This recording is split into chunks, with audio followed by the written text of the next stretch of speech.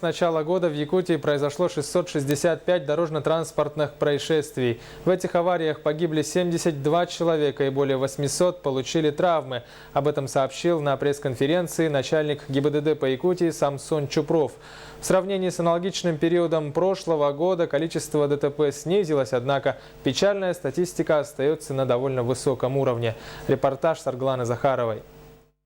2 человека в больнице, 1 погиб. Таков итог 2 дорожно-транспортных происшествий с участием пешеходов за прошедшие сутки в Якутске.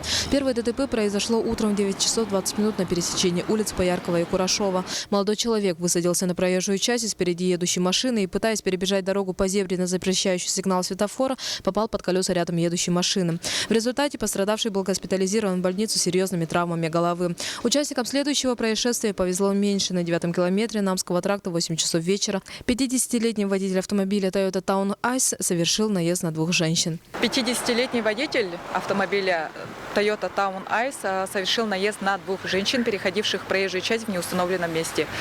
Прибывшая на место ДТП карета скорой помощи срочно госпитализировала женщин, после чего одна из пострадавших скончалась от полученных травм в медицинском учреждении. Вторая находится в тяжелом состоянии, за ее жизнь борются врачи. Одним из сопутствующих факторов происшествия стало отсутствие освещения на улице. На пресс-конференции Самсон Чупров сообщил, госавтоинспекция подписала соглашение с управлением автомобильных дорог. Согласно документу, представители управления должны выезжать на происшествие и фиксировать несоответствие стандартам. Однако, как отмечают сотрудники органов, обязательства по соглашению не выполняются. Представители или должностные лица на такие дорожно-транспортных происшествиях они должны выехать вместе с нами и посмотреть, как у нас там организовано освещение.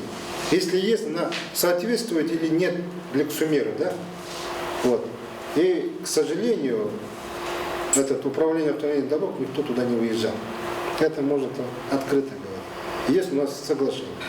И это соглашение на сегодняшний день не исполняется. Отметим, в Якутске из-за неудовлетворительного состояния улиц и дорог в этом году произошло 114 ДТП, а в общем по республике 212. Это больше прошлогодних показателей почти в 2 раза. Также на пресс-конференции не обошли вниманием и тему управления автотранспортом в нетрезвом виде. С начала года по вине пьяного водителя произошло 82 дорожно-транспортных происшествий, в которых погибли 11 человек. Ежедневно выявляем водителей в состоянии алкогольного опьянения где-то порядка от 25 до 35. Лидирует это у нас практически молодежь от 18 до 40 лет. Отметим, в этом году в законодательстве произошли изменения, согласно которым за управление транспортным средством в состоянии опьянения водителю грозит не только лишение прав и внушительный денежный штраф, но и реальный тюремный срок. Сарглана Захарова, Василий Соловьев, НВК Саха, Якутск.